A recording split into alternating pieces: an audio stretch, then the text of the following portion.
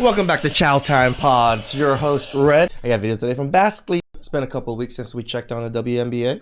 You guys today, how much longer will this united front of the players union stay united as bills pile up, as cars get repossessed, as they begin to get kicked out of their apartment complexes? The WNBA reminds me of just like a smaller sisterhood, right? A smaller sisterhood that, one girl does it, everybody has to do it, or else, the sisterhood's gonna go against you. I think that's why there's so much voted to go on strike, like 90-something%. Yeah, because a lot of the girls are scared because of the bigger players, the players that have money, the players that have a little bit of clout, are telling them to do something. Of course they're gonna do it. But those are the ones that are going to take the most hit because they probably get paid the least, get the least endorsement deals, have the least, social media presence where they can make money off of those types of things. How much longer until the 10th, 11th woman on the roster, the ones who make $80,000? That's the question that's keeping WNBA executives up at night. Because right now, the Players Union is presenting this united front.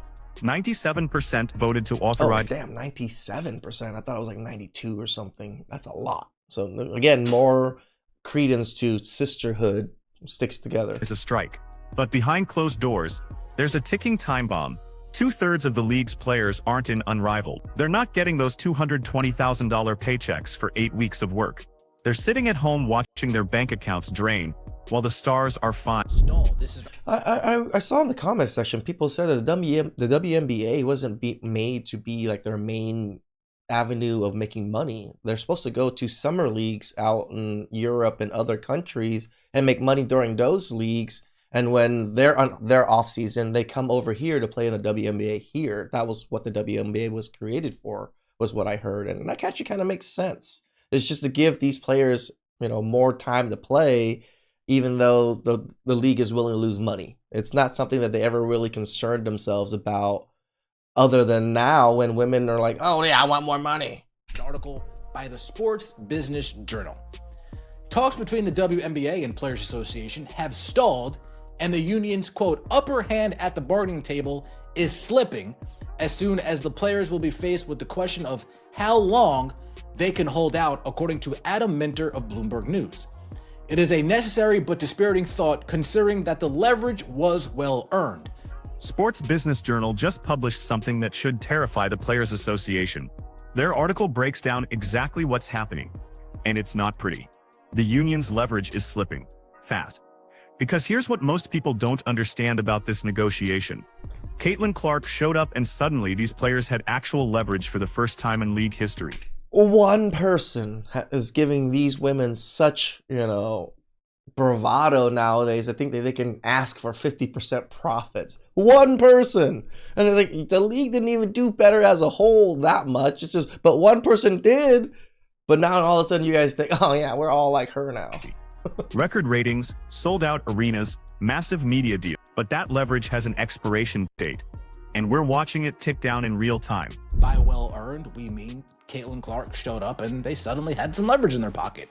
Publicly, the Players Association is presenting a united front, but the outward appearance masks a complex private reality. Many players can't afford to wait indefinitely. I mean, it's the same thing with other places going on strike, like nurses strike and things like that. The people are going to feel it are the people that are living paycheck to paycheck. They won't be able to last a whole year, season, or whatever it is, because they need money. They need money to live. Unrivaled provides a lens for understanding the divide. This season, 54 top WNBA hoopers, about a third of the WNBA's active rosters in 2025, are participating in Unrivaled. For them, Unrivaled and its big paychecks of roughly $220,000 for an 8-week season are a nice cushion while negotiations. Let's talk about the math here. In 2025, 54 top WNBA players, that's about a third of active rosters, are playing in Unrivaled. They're making roughly $220,000 for 8 weeks. That's a nice cushion when negotiations drag on. But what about the other 100 players? The ones making $80,000 base salary, the role players, the bench warmers, the 11th and 12th women on the roster. They don't have endorsement deals. They're not getting unrivaled contracts. They're the ones who'll feel the financial pressure first. AKA, they're going to dry up on their savings. AKA, they're going to need money. AKA, they got bills. A WNBA lockout or strike also poses economical risks for the WNBA. The league is in a much stronger financial position than its players to withstand a protracted delay or cancellation. It makes sense. These owners are billionaires and multimillionaires. They don't care about losing a little bit of money here and there. Well, no shit. Part of my language. Duh.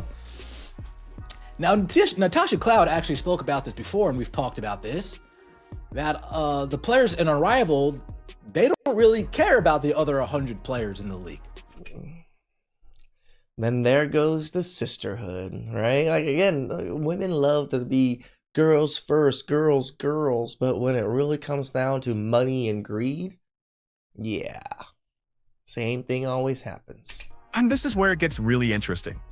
Natasha Cloud actually talked about this dynamic before. The players in Unrivaled, and let's be honest here, they don't really care about the other 100 players in the league. If there's a lockout, they're fine. They'll just extend the Unrivaled season, make a little more money, keep playing basketball. Everything's comfortable for them. Meanwhile, the role players are facing a completely different reality. Bills piling up, car payments due, rent checks bouncing. At some point, that 97% unity starts to crack. They just want to get paid all the money that they feel that they missed during the NIL era. That's what a lot of this is, along with ego. A lot of this is players that missed the NIL era, sees Caitlin Clark. They don't want to admit it, but she's the dollar signs here. And they say, well, this is our only chance, really. This is our only chance that we're going to be able to cash in. Let's try our best. Here's what a lot of this comes down Greed. to: ego and missed opportunities. Many of these veteran players missed the NIL era entirely. They watched college athletes start making millions while they were grinding overseas for $70,000 a year. Then Caitlin Clark shows up, and suddenly there's actual money flowing into the league. This is their one chance, maybe their only chance, to cash in. So they're swinging for the fences, asking for 30% of gross revenue and a $10.5 million salary cap. The problem, they might be overplaying their hand. Talking about WNBA could be weeks away from delaying season. Despite releasing the schedule earlier this week, the WNBA likely needs to agree to a CBA by February to start the season on time. The WNBA wants everybody to believe the 2026 season will tip off on May 8th. It asserted as much with an announcement of a 44-game slate and a statement that explained in part the move was to allow, quote, essential planning to begin. The reality of where collective bargaining agreement negotiations stands paint a different picture. The league's latest proposal actually isn't terrible. Maximum salary of $1 million, increasing to more than $1.3 million, with Again, it's a 5x, 500x of their salary, especially for the ones that are really making only the 80K. They'll be making like what, 200, 250K. That's very livable wages for entertainers slash sports stars. revenue sharing. They're offering roughly 70% of net revenue over the span of the deal. Salary cap starts at $5 million in year one and grows with league revenue. That's a massive increase from current numbers. But the union wants more. They want it based on gross revenue instead of net, which is a fundamental difference that could cost the league hundreds of millions. Come on, Brad. Maybe they'll get the point and send us something better. But remember, Breanna Stewart yesterday said they're starting to see the light at the end of the tunnel. How can you see the light at the end of the tunnel, you liar? Like, we gave you a percentage already, but you want a percentage of the whole pie. Not of just the profits, of the whole pie. Jeez. In that proposal, the union is seeking a 30% share of the league's gross revenue and a salary cap of $10.5 million. The league's latest proposal includes a max base salary of $1 million, which would increase to more than 1.3 with revenue share. The league's proposing roughly 70% of its net. Oh, it's a max base salary. Oh, so everybody's gonna be getting a base of like what, $1 million? Is that what I'm hearing? You guys tell me in the comments. I'm not so great at this. Revenue over the span of the deal. The salary cap would be at $5 million in year one and would grow in tandem with the league's revenue. Now let's talk about what's actually at stake This sounds like a pretty damn good deal. here. According to Annie Costabile's reporting, the WNBA could be weeks away from delaying the season. Despite releasing the schedule this week, 44 games starting May 8th. The reality behind closed doors tells a different story. As of January 23rd, the Players' Union was still waiting on a response from the league to a proposal they sent nearly a month ago. Before Christmas, they went through the holidays, New Year's, and here we are in late January with radio silence from the league. Best case scenario for free agency would be early March, and that's if the ink dries on a new CBA by early February, giving the WNBA the rest of the month to plan and conduct an expansion draft. Multiple league sources believe the best case scenario would be early March, given the ink dries by early February. We are about 2 weeks away from early February. Not even. February's in 7 days. 8 days. 2 weeks, we're sitting what? February 5th, February 6th?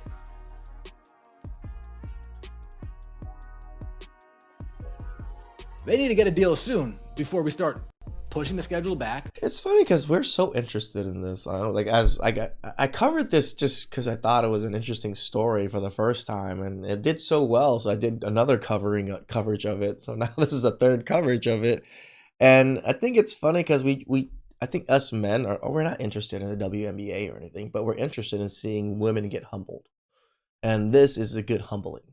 Like, women barely had any type of leverage or any type of negotiation power, came in guns a-blazing, thinking that they're going to get the world, pretty much. And men are just looking back and just like, you know that Adam and Eve joke?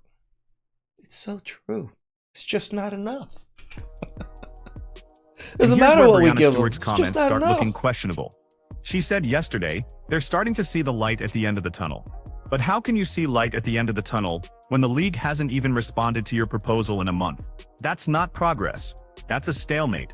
Meanwhile, general managers are still in the dark about rules for the expansion draft. Toronto Tempo and Portland Fire need to know how to build their rosters, but they can't plan anything without a CBA in place. The core designation, similar to the NBA's franchise tag, is being discussed in negotiations, and that could significantly impact which players are available in the expansion draft. However, in the middle of free agency, front offices will also be preparing for the 2026 WNBA draft, currently held April 13th. The league has never lost games to a work stoppage in its 29-year history. The next 2 weeks will be an indicator of whether its 30th season will be the first time it does. If the deal doesn't get done soon, like, the league was running so smoothly throughout this whole time, even though it was losing money, and nobody really seemed to care about it, right? I mean, they're okay with it. Now it's a problem, but why? Because women are actually fully involved in it. and I'll be a lockout. Doing their own Might not be a negotiation. strike, but at the bare minimum, they're going to need to delay the season or start chopping some games off. Instead of a 44 game, it'll be a 38 game. They missed the first 6 games because they push it back 2 weeks. They mixed the first 10 games because they push it back a month. Multiple league sources believe the best-case scenario for free agency would be early March, but that's only if the ink dries on a new CBA by early February. We're 7 days away from February. That gives them maybe 2 weeks to reach a deal, finalize the language, and get everything signed. Then they'd need the rest of February to plan and conduct an expansion draft. In a typical year, free agency begins in early January, and major signings wrap up by early February. We're February way behind that timeline. Training camp is scheduled for April 19th. The draft is April 13th. Everything is backing up. Earlier, how much longer will that 97% of players that agreed with the strike dwindles to 90%, dwindles to 80%, dwindles to 65%? Might not be able to vote again. I doubt they can vote on that again. But the rumblings and the talk behind the scene, it'll get back to them. Yeah. And they'll say, damn, we're not really united anymore. And the ones that are not in that other league are just like, wait, I'm not making any money. You guys are. You guys are sitting pretty. You guys seem to still push this, and you guys are like so aggressive about it. But me over here, like, I'm not even able to pay bills. Scales fractured, and they don't agree with it anymore, and they're kind of starving, and they need to pay for this, and she needs to pay for that. And let me know what you guys think in the comment section below. I appreciate all the support. So here's what's really happening. If they don't get a deal soon, they're not necessarily looking at a full lockout or strike. But at bare minimum, they'll need to delay the season or start chopping games. Instead of 44 games, Maybe it becomes 38 because they missed the first 6 games, pushing back 2 weeks. Or maybe 34 games because they pushed back a month. The league has never lost games to a work stoppage in its 29-year history. The next 2 weeks will determine whether the 30th season becomes the first. And that brings us back to the fundamental question: how long will that unity hold? Right now, it's 97%. But what happens when it drops to 90%, then 80%, then 65%? They probably can't vote again on strike authorization. But the rumblings behind the scenes will get back to leadership. The stars will realize their leverage is evaporating, because half the league doesn't support the strategy anymore. Think about the position this puts those role players in. They're being asked to sacrifice their financial security so that Breanna Stewart and Nneka Ogwumike can negotiate for maximum salaries they'll never see. The new True. Remember, this is, again, feels like feminism. There's only a few players that are really going to benefit from these negotiations, the top tier players. Everybody else kind of takes a hit for it just to prop up the few top players. Really does sound like feminism, though. CBA could increase base salaries from $80,000 to $250,000. That's life-changing money for a 12th woman on the roster, but only if there's actually a season to play. If they strike or get locked out, that money disappears. Their rent doesn't disappear. Their car payments don't disappear. Their student loans don't disappear. The unrivaled players can afford to wait. They're making more in 8 weeks than most WNBA players make in a full season. They can extend their season, keep collecting checks, and treat this whole negotiation like a minor inconvenience. But for everyone else, this is their livelihood. This is how they pay bills. And at some point, they're going to look at Breanna Stewart and Aja Wilson and Sabrina Ionesco and realize, you don't actually care about us. You care about maximizing your own earnings. Here's what makes this particularly frustrating. The league's offer is actually good. Not perfect, but good. $1 million max salary is a massive jump from current numbers. 70% of net revenue is substantial. The salary cap growing with league revenue means players benefit directly from the league's success. But the union is holding out for 30% of gross revenue, which is a fundamentally different calculation. Gross revenue doesn't account for operating costs, league expenses, or investment in growth. It's asking for a share of money before the league even pays its bill. The NBA gives players roughly 50% of basketball-related income. But that's BRI, not gross revenue. It's a negotiated definition that excludes certain costs and expenses. The WNBA players want 30% of gross, which in many ways is actually more aggressive than the NBA's 50% of BRI. I did not think about it until he said it right now. Yeah, 30% of gross is so much more than 50% of profits. When you account for the different calculation. And they're making this demand while the league is still losing money, still being subsidized by the NBA, still trying to establish financial independence. Look, I understand why players are frustrated. They've been underpaid for decades. They've watched the NBA make billions while they scraped by. They've had to play overseas just to make a decent living. I get it. But there's a difference between fighting for fair compensation and overplaying your hands so badly that you end up with nothing. And right now, the union is dangerously close to that line. Because here's the reality.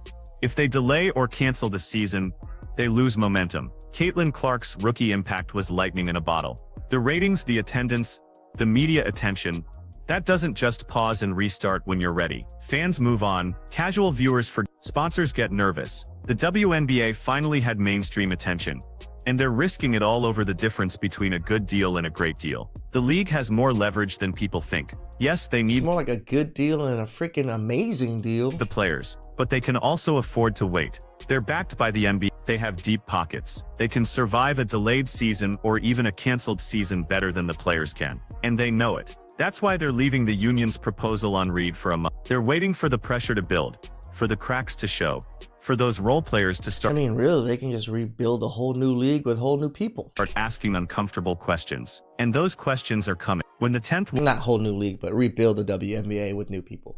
Woman on the roster can't make her car payment, she's going to wonder why she's sacrificing for Breanna Stewart's maximum salary. When the 11th woman gets an eviction notice, she's going to question whether this strike authorization was really in her best interest. When the 12th woman is eating ramen for dinner because her savings are gone, she's going to realize that unrivaled players aren't feeling any pain at all. That's when the union's position collapses. Not because the league made a better offer, but because the players can't afford to keep fighting. And that's exactly what the league is counting on. They're playing the long game, knowing that time is on their side, knowing that financial pressure will I mean, money's on their side too. eventually fracture the union's unit. It's cold, it's calculated, and it's probably going to work. So the real question isn't whether the players deserve more money. They do. The question is whether they're willing to risk everything they've already gained by holding out for a deal that might not be realistic. Because yeah, I don't even see, the thing is, well, he said they deserve more money. Maybe they do. Maybe they do deserve more money. That's why all of the talks of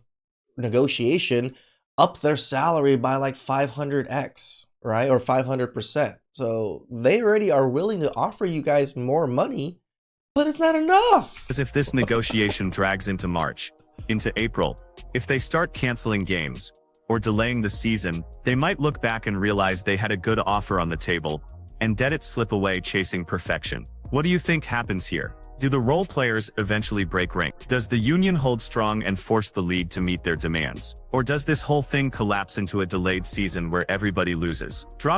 With my unprofessional opinion, I think it might actually have to take a pause this season, just because they really don't seem to want to agree on anything. Yes, they're talking about some of the players are feeling the pressure, but I think the sisterhood is still going to hold a little strong. That's just my opinion. Please like, subscribe, comment down below. I really appreciate that, and I'll catch you guys next time. Ciao.